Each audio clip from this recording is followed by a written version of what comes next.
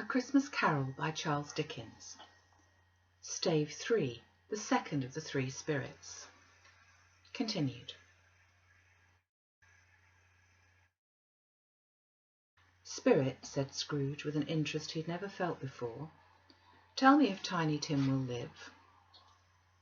I see a vacant seat, replied the ghost, in the poor chimney corner, and a crutch without an owner, carefully preserved. If these shadows remain unaltered by the future, the child will die.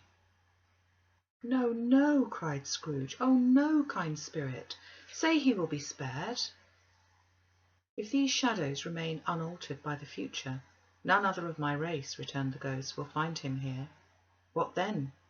If he be like to die, he'd better do it, and decrease the surplus population. Scrooge hung his head to hear his own words quoted by the spirit, and was overcome with penitence and grief. Man, said the ghost, if man you be in heart, not adamant, forbear that wicked cant until you've discovered what the surplus is and where it is. Will you decide what men shall live and what men shall die?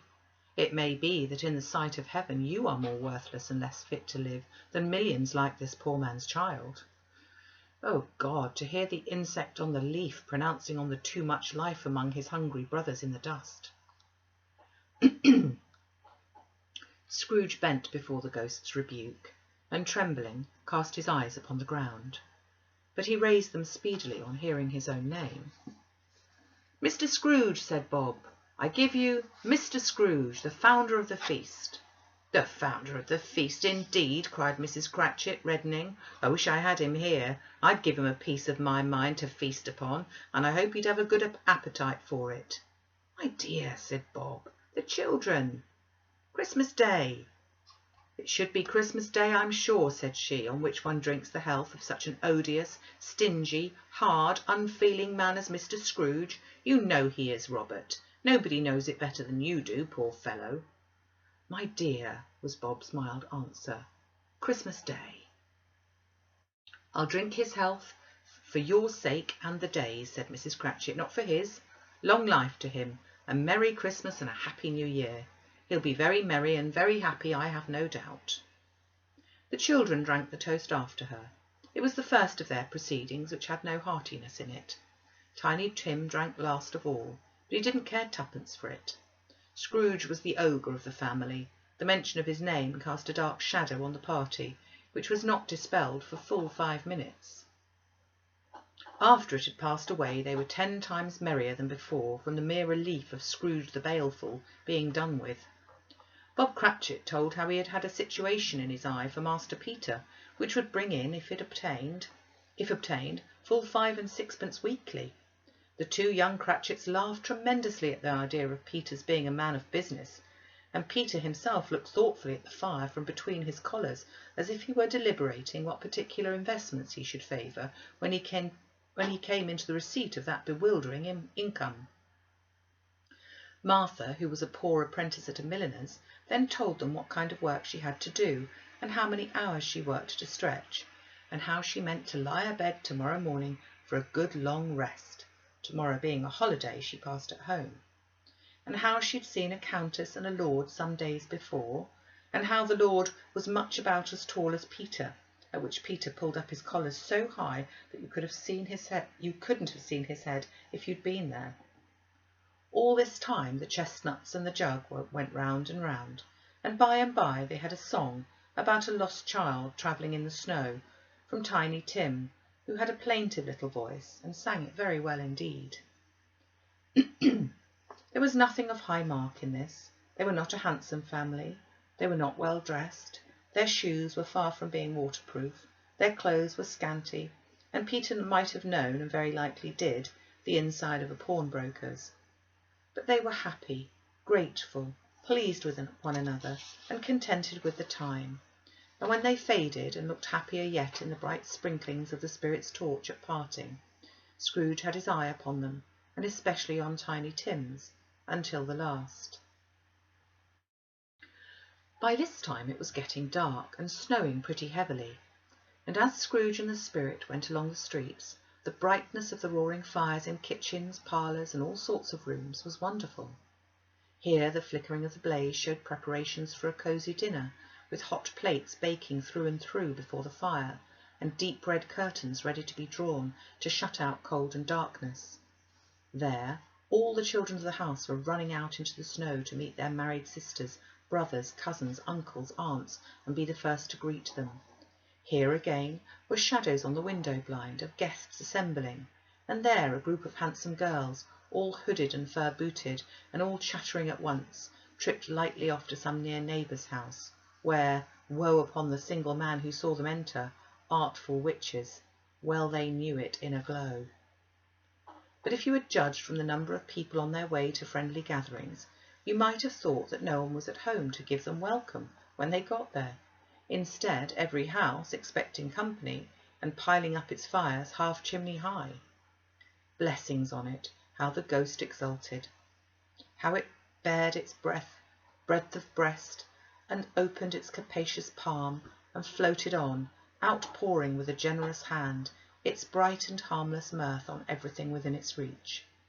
The very lamplighter who ran on before, dotting the dusky streets with specks of light, and who was dressed to spend the evening somewhere, laughed out loudly as the spirit passed, though little kenned the lamplighter that he had any company but Christmas. And now, without a word of warning from the ghost, they stood upon a bleak and desert moor, where monstrous masses of rude stone were cast about, as though it were the burial place of giants. And water spread itself wheresoever it listed, or would have done but for the froze that held it prisoner. And nothing grew but moss and furze and coarse rank grass. Down in the west the setting sun had left a streak of fiery red, which glared upon the desolation for an instant like a sullen eye, and frowning lower, lower, lower yet, was lost in the thick gloom of darkest night. "What place is this?" asked Scrooge. "A place where miners live, who labour in the bowels of the earth," returned the spirit. "But they know me, see." A light shone from the window of a hut, and swiftly they advanced towards it. Passing through the wall of mud and stone, they found a cheerful company assembled round a glowing fire. An old man and woman, with their children and their children's children, and another generation beyond that, all decked out gaily in their holiday attire. The old man, in a voice that seldom rose above the howling of the wind upon the barren waste, was singing them a Christmas song. It had been a very old song when he was a boy, and from time to time they all joined in with the chorus. So surely as they raised their voices, the old man got quite blithe and loud, and so surely as they stopped, his vigour sank again. The spirit did not tarry here, but bade Scrooge to hold his robe, and passing on above the moor, sped whither? Not to see, to sea. To Scrooge's horror, looking back, he saw the last of the land, a frightful range of rocks behind them, and his ears were deafened by the thundering of water, as it rolled and roared and raged among the dreadful caverns it had worn, and fiercely tried to undermine the earth. Built upon a dismal reef of sunken rocks, some league or so from the shore, on which the waters chafed and dashed the wild year through, there stood a solitary lighthouse. Great heaps of seaweed clung to its base, and storm-birds, born of the wind one might suppose, or seaweed of the water, rose and fell about it like the waves they skimmed. But even here, two men who watched the light had made a fire that through the loophole in the thick stone wall shed out a ray of brightness onto the awful sea. Joining their horny hands over the rough table at which they sat, they wished each other a Merry Christmas in their can of grog. And one of them, the elder two, with his face all damaged and scarred with hard weather, as the figurehead of an old ship might be, struck up a sturdy song that was like a gale in itself.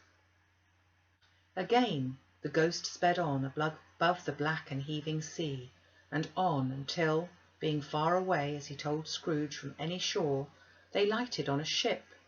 They stood beside the helmsman at the wheel, the lookout in the bow, the officers who had the watch, dark ghostly figures in their several stations, but every man among them hummed a Christmas tune, or had a Christmas thought, or spoke below his breath to his companion of some bygone Christmas day, with homeward hopes belonging to it.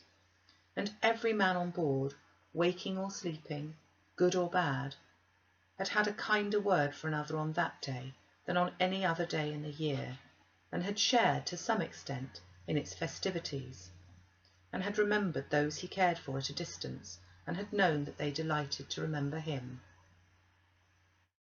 It was a great surprise to Scrooge, while listening to the moaning of the wind, and thinking what a solemn thing it was to move on through the lonely darkness over an unknown abyss, whose depths were secrets as profound as death. It was a great surprise to Scrooge, while thus engaged, to hear a hearty laugh.